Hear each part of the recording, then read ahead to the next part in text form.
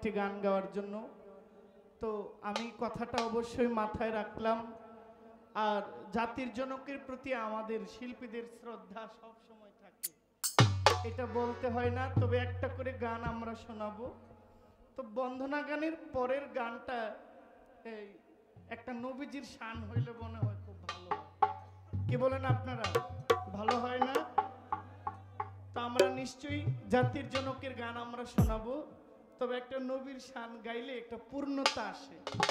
কারণ যেখানে আল্লাহর নাম, সেখানে আল্লাহর বন্ধুর নাম থাকলে ওই জায়গাটা পবিত্র হয়, ওইখানে আল্লাহ প্রদত্ত একটা রহমত আসে, ঠিক না? তো আমি সেই দৃষ্টিতে আমি আমার দয়াল নবীজির একটি শান গাই। এরপরে ইনশাল্লাহ আমার বোন আপনাদের সামনে গান শোনাবে। আর পরের মঞ্চ থেকে আমিও জাতির পিতার উদ্দেশ্যে যতটুকু পারি তার জাতির পিতার গুণগান, পৃথিবীর যত মহান মহান ব্যক্তিরা ছিল তাদের কাতারে চলে গেছে। তো যেহেতু বঙ্গবন্ধুর নাম জাতীয় পর্যায়ে, তার গুণগান গাওয়ার ক্ষমতা আমার পাপে মুখে নাই। তারপরও যতটুকু সম্ভব আমি চেষ্টা করব গাওয়ার জন্য।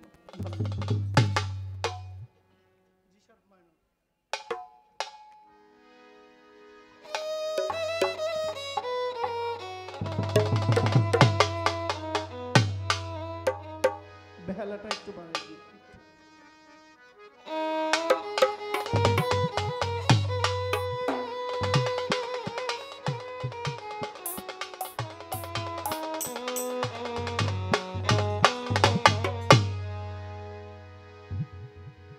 ওরে কাবার পাশে মানুষ বেশে,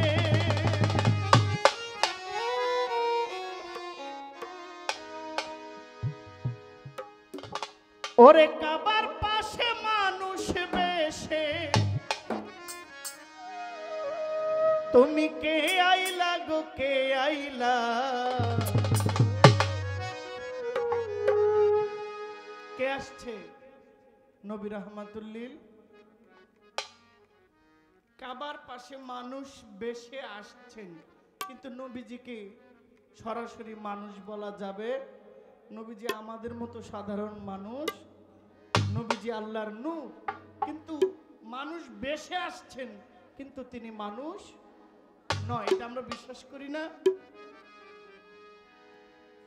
কাবার পাশে মানুষ বেশে, কাবার পাশে মানুষ বেশে, কে আইলা গো কে আইলা, লা ইলাহা ইল্লাল্লাহ মুহাম্মদ রাসূলুল্লাহ, লা ইলাহা ইল্লাল্লাহ মুহাম্মদ রাসূলুল্লাহ। কাবার পাশে মানুষ বেশে, কাবার পাশে মানুষ বেশে, কে আইলা গো কে আইলা, লা ইলাহা ইল্লাল্লাহ